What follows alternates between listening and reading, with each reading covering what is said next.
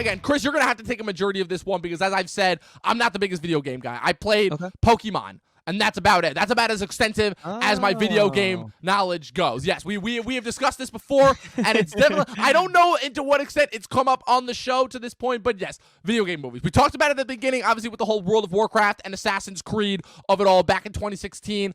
And well, look, we all know video game movies have had a long, very strange, and very, very bad history. Again, the Mortal Kombat movie seems to be the exception. We have, actually, no, there's one other that seems to have, like, kind of survived the test of time, and that's the original, the first Angelina Jolie starring Lara Croft Tomb Raider movie. You know, you had the remake that happened a couple years ago that everyone's forgotten about. Literally, did you even remember that remake? That exactly. Nope, didn't even see it. Exactly. I can't see it. I'll save those for a variety stream because I have a very special history with that. I was Tomb Raider never going to watch that one. And yeah, I feel like, to me, the biggest example of video game movies and kind of why they don't succeed in Hollywood is two things. One, obviously, again, the Super Mario Brothers movie during kind of the 90s. It's so weird because the 90s was such a weird decade because of the rise of the indie film movement, and it almost kind of, in a way, was the first thing that almost killed blockbusters before they came back and they really settled into kind of like the special effects heavy spectacle setting that was really established in the 2010s before kind of the Marvel Disney takeover, and the 2000s, before the Marvel Disney takeover of the 2010s. And I will say that as far as, obviously, again, just compared to the greater overall bulk of video game movies, this is definitely a step up. Because, again, if we're comparing this to something like Assassin's Creed, to something like, I'll even say the sequel to Mortal Kombat, which again, everyone knows is terrible, Mortal Kombat Annihilation from 97, which I've seen some clips of, and oh man, remember that top 10 like list of like some of the worst movies ever made? This movie goes on that list without a shadow of a doubt, with the Super Mario Brothers movie, with famously another movie that is like known as like one of the worst movies ever, the Dungeons and Dragons movie, released in the year 2000, starring Jeremy Irons, and one of the most bafflingly hilarious performances I've ever seen. Dude, I'm telling you, look it up. Video game movies have had a long history in Hollywood that most people would have liked to have forgotten overall. But now we're in this kind of weird period, right, where they're starting to pick up, but not really. Where we had the Tomb Raider remake, and that ultimately, I feel like, was just a victim of bad marketing and a bad release date, because they stuck it in April, and as we're kind of currently experiencing right now, April is one of those dead months of the year, right? It always kind of has to recover after like kind of the initial blockbuster boom of March before we really settle into like the summer months. So April is usually never a good time to release a movie overall. And so we got the Tomb Raider remake, we got Warcraft, which again, while not great, was a step in the right direction. And there was something else. And obviously, again, we have like a couple more adaptations that are coming on down the line that obviously seem to be like kind of more spiritually, but more faithful to their original counterparts. Obviously, Last of Us is the big one that I can think of per se. But I don't know, like, I guess, where do you think this ranks as far as the whole canon of video game movies? And again, like, you're the guy who's, like, again, even though you may not have seen a lot of the movies, you've played more video games, obviously, than me. So, like, can you talk about kind of, like, certain of the things where it's like, what is it that makes video game storytelling so difficult to translate to the big screen? And kind of why is it just, like, kind of the overall franchisification and the fact that Hollywood really just didn't know how to adapt them previously, and now they're finally learning? Like, talk to me about that, because you obviously know more about this than me. Sure, yeah. I think it's very unfortunate that there seems to be a stigma around the video game movie.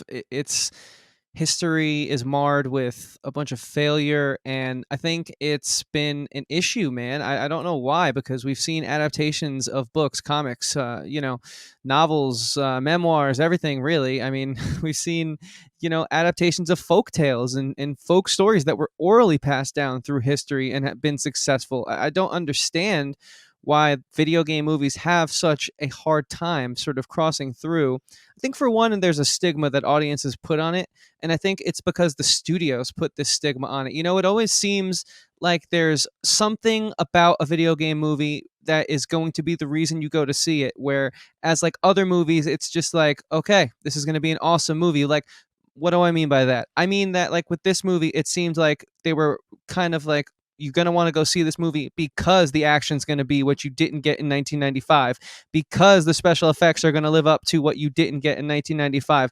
There always has to be like a pull. And I just don't know why, because it's like, look at, for example, Knives Out recently just got bought for 2 movies for an insane amount of money, like $465 million, I believe, to Netflix.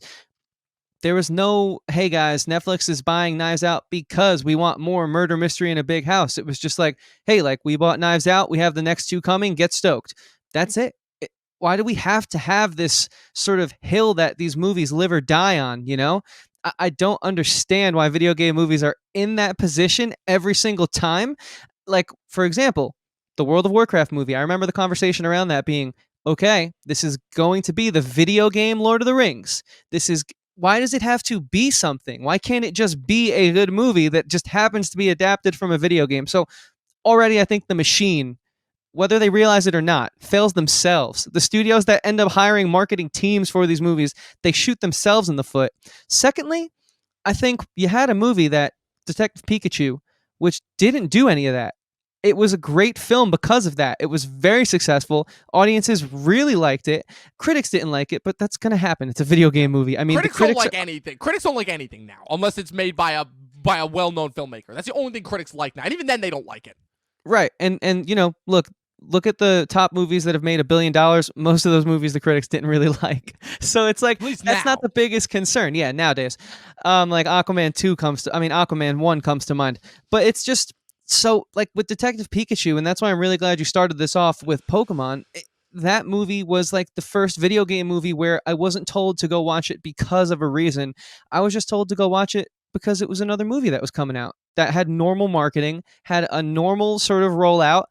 And for all those reasons, I had no preconceived notion going into it. Like, I think that's a big thing. They put this idea in your mind. They plant this failure, I'll call it. I think they think that it's planting a reason for you to go, but really it's you get there, but then you're kind of let down by the experience because they put this weird mental block on you. Whereas with Detective Pikachu, I just went, showed up, had a great time, and it was just like a normal movie going experience. If I liked it, it wouldn't have been because of a reason that was already given to me by the marketing. If I didn't like it, it wouldn't have been because of a reason.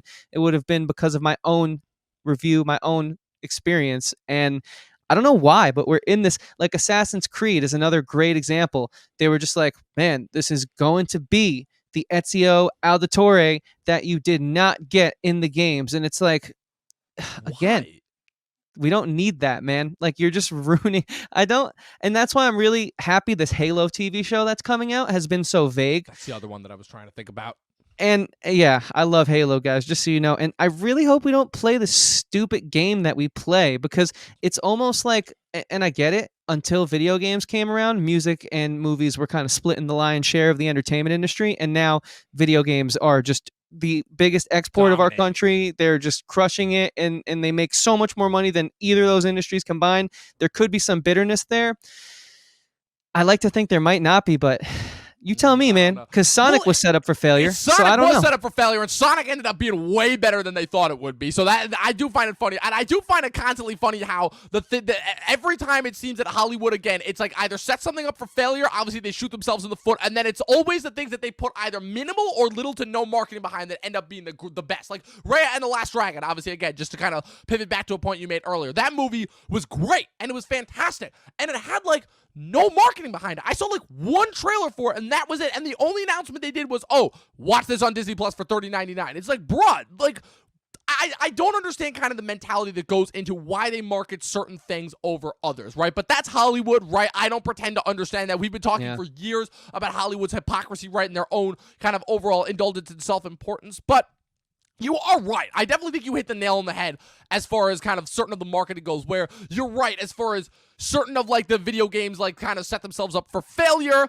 just based on, because it always feels like, you know, it has to have that thing. Oh, come see Mortal Kombat in order to see the fights. Oh, come see like Assassin's Creed in order for like this set piece. Oh, come to see Warcraft, you know, because it's going to be the Lord of the Rings. And it's like, I feel like whenever you make that specific reference, right, you can use as many general pronouns and adjectives when it comes to promoting something and when it comes to trying to hype something up as you can. But the minute that you get into something specific, that's when your movie's torpedo, because then you're already setting it up for a precedent that is already going to be hard enough for it to overcome, because the thing that you're probably comparing it to is already so lauded and so beloved that you're already kind of putting this stigma in people's minds that, oh, there's no possible way that this could be as good as that. So I definitely think that's something as far as marketing goes that they need to get away from. But the other thing that I'll add to that, based not on my knowledge of video games, because again, I know nothing about video games. I don't play them primarily. A majority of the time, whenever people are talking about them, as far as kind of the technological aspects, I can like kind of relate as far as that goes, but for the most part, I have no knowledge of it. But I definitely think that another kind of difficulty that it comes, besides the marketing of it all, with the storytelling aspects, come from the fact that for the longest time, long-form storytelling was really more so reared for disposable, let's call it, storytelling in Hollywood, which is that TV only recently became lauded as this phenomenon in the last like 10, 15, 20 years, right? Before that, it was all kind of just disposable. You turn it on that Monday night, you know, if you don't watch it, you miss it, and then everyone else is talking about that one thing, right? That was the idea of the water cooler, right? But ultimately, it was the fact that it was low budget and disposable, and the fact that they could just use it as a means in order to distract people while they ran their advertising, right? That has been TV for the longest time in America, and it only recently has not been that. And I think that the reason why you're seeing a slight improvement as far as the storytelling goes is before, a lot of the storytelling that went into video games did not situate itself for 1-2 hour movie, because there was usually just too much story to tell, among many, many other factors. But now you're starting to see a sense of where you have a lot more long form and a lot more experimental storytelling techniques. Again, I don't know how this boded that well for that movie, because as you saw, for a 2-hour movie, A, it sped by way too fast, and B, it barely felt like there was enough story to constitute it, and it definitely felt like there was stuff that was being stretched out and saved for other movies, when we could have just had it all in one movie. We could have just had one awesome movie. So it's weird how this ended up being kind of the reverse of that, but that's kind of like, let's say, kind of my 2 cents are added in. It's probably much more so has to do with your stance, because you're right, at the end of the day, this is all about business and marketing, and that is the reason why, the primary reason why we love the majority of the movies that we love. But again, it is also good storytelling, and I feel like that builds also well into our next segment that we're going to talk about. Yeah, totally. And so the last thing I'll do is I'll give my, I guess, definitive answer to the question of this segment, right? Is this a good video game movie? Look, the bar's not high. I actually do think this is a good video game movie. I don't think it's a good movie, though. I think that that factors into the stigma around the genre, but I also just think that this genre, if it ever wants to be taken as seriously as, you know, adaptations of other mediums, like I've give so many examples of at the beginning of this segment, they need to up their game, which I think our next segment is really going to dive into and explain to you guys why they will never be taken seriously until they do so. Yeah. Definitely. So with that being said, those are our thoughts as to whether this was a good video game movie or not. Again, do you agree? What are some of your favorite video game movies? Do you even have any video game movies that you actually like? If you do, if you have more, if you can list more than 5, I will be amazed. Honestly, let us know your thoughts in the comment section below. Be sure to click the like button and the subscribe button on this video. Click the bell next to it. That way you guys get notified. And make sure you also follow us on our social media pages at Talkin TV Podcast on Facebook.